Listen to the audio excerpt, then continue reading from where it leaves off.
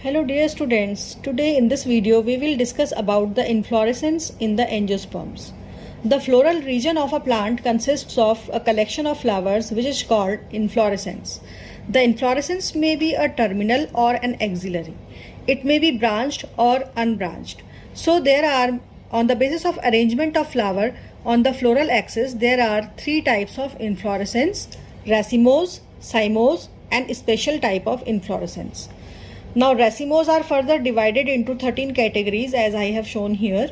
Cymose into 3 categories, and special types, there are 3 types of special inflorescences. The difference between racemose and cymose is, in racemose the main axis doesn't end in a flower and it grows continuously and develops flower on the lateral sides in acropetal manner, means youngest at the top. In cymose, just it is opposite, the main axis ends to the flower and branches are basipetal, that is youngest at the base. So it will be more clear when we will discuss these subheadings. The first category of the racemose inflorescence is raceme. It is simple, elongated, indeterminate, flowers stalked. Example are radish and mustard, delphinium. So the arrangement is, this is the central axis on which flowers are arranged. Number 1 flower will be born at the very bottom, then second here, third, fourth, fifth, and likewise the youngest at the top. Such type of inflorescence is called a raceme. The second is panicle. When axis of raceme is branched, example gulmohar. This is a compound raceme and it is branched again. The third is a spike. It is a simple elongated and flowers are sessile. Sessile means they do not have pedicels. Example piper species. So here is the central axis on which flower are born. Number 1 flower, number 2, 3, 4, 5 and youngest at the top. All the flowers are without stalk. The fourth is a compound spike. The axis is branched. Example is amaranthus. The flowers are arranged in a spike-like manner on the branches.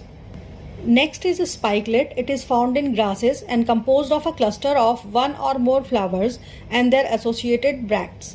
Bracts are also associated. This type of structure that I have drawn is the bract.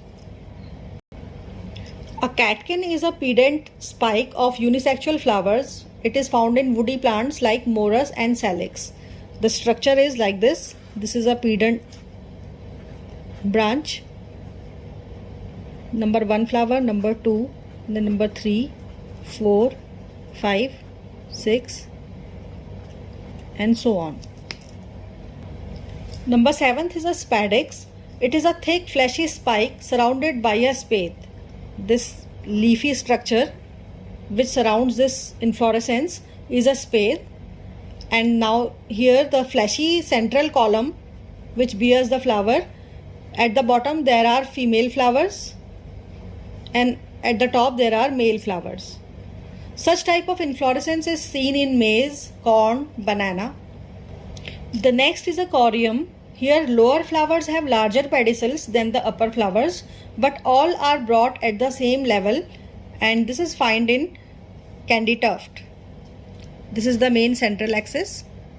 Flower number 1, flower number 2, 3, 4, 5, 6. In this way, these all come to a same level. Such type of inflorescence is called a corium.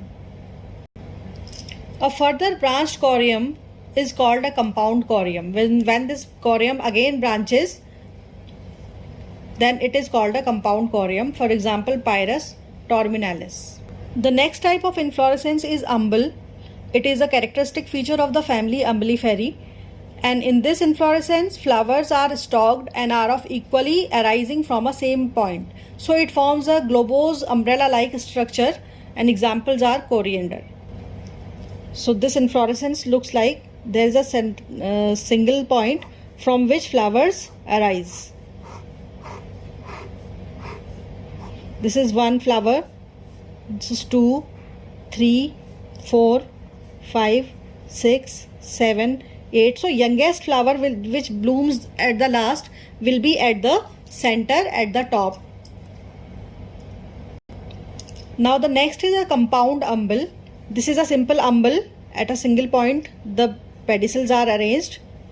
Now again these points they divide further and form a cluster again.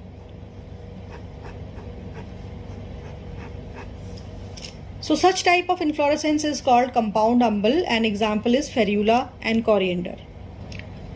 Now when a large number of sessile flowers arise from a suppressed main axis and a globose structure is formed, such type of inflorescence is called a capitate inflorescence, and this is found in mimosa and acacia.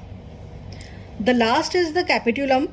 It is a dense inflorescence formed by the arrangement of sessile flowers on a convex receptacle formed by the axis of the flower. It has 1 or 2 whorls of bracts, and the examples are the family Compositae. So here there is a receptacle. Now on this receptacle there are 1, 2 or 3 whorls of bracts, and the flowers are arranged on this disc. The flowers towards the outer part, towards the margin, are called ray florets, and those which are present at the center are called disc florets.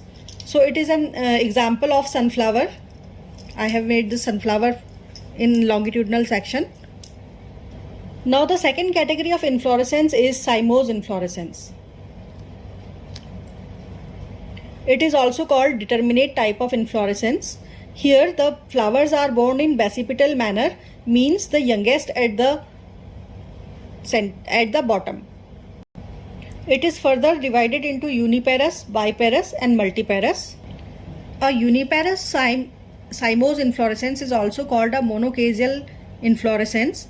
The main axis ending in a flower, producing only one lateral branch at a time, ending into a flower. Now the uniparous cyme is also divided into 3 categories: scorpioid, helicoid and sympodial. In scorpioid type of inflorescence, the lateral branches develop on alternate side, forming a zigzag type of structure like this. Flower 1, 2, 3, 4, 5, 6. So this zigzag structure is formed. This is called scorpioid type of inflorescence. The second is helicoid, when lateral branch develops successively on same side, forming a helix. This will be like 1, 2, 3, 4, 5. So a helical structure is formed. This is called helicoid. Sometimes the zigzag scorpioid cyme, it forms a straight structure or a straight pseudo axis, and this type of inflorescence in this condition is called a sympodial type of cymose. Now a biparous cyme is also called a dichasial cyme, a determinate inflorescence where main axis ends in a flower, producing 2 daughter axes of the flowers. Example: ixora, jasmine. Now its drawing is like this. Number 1 flower, then these are 2 lateral flowers, number 2, again number 3, here also number 3 and number 3 flower. So such type of inflorescence is called a biparous type of inflorescence. In a multiparous cyme, the main axis ends in a flower after producing a number of daughter axes or flowers around. It resembles in appearance to an umbel, but the youngest flower is not at the center, so it is a cymose type of inflorescence. Example is Calotropis. Now the drawing is like this. This is the number 1 flower. Now these are the branches, number 2. Now again many branches arise laterally for 3, 3, 3. This is also 3. Again here 3. So more than one branch is there. So in this way this resembles in a globose structure, which is just like the umbel, but this is not a raceme. This is a cymose type of inflorescence because flower are borne in a basipetal manner. Now there are three types of special inflorescences. Number one is cythium. In euphorbia, cup-like structure or involucre is seen, which encloses a female flower. This is the cup-like structure. A female flower, it comes out from this cup-like structure or involucre, and male flowers are also arranged inside the involucre. Such inflorescence is called a cythium inflorescence. The second is a verticillaster. It is a condensed dicaseal cyme, where flowers are sessile or subsessile and borne on the axils of the leaf, forming a false whorl of flowers at the node. This is very common in Ocimum, the family Labiatae. The structure is like this. If we cut the nodal plane at the node, this is the quadrangular stem of the Labiatae or Ocimum. Now the condensed dicaseal cyme is here. This is flower number 1, then it gives rise to flower number 2, which gives rise to flower number 3 and flower number 4. 2, 3 and 4.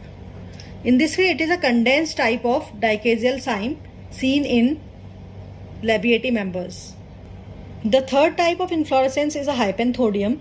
There is a round involucre which is hollow inside and has an opening called ostiole. This is the opening, ostiole. Now this is the longitudinal section of this fig or hypanthodium.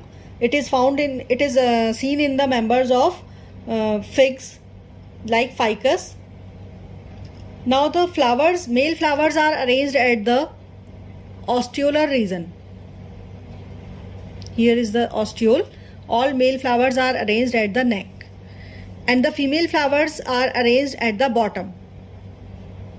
And generally in this type of inflorescence, insect pollination is seen. So this is the hypanthodium type, which is very common in anjeers or figs. So this is all about the inflorescence in angiosperms. Thank you.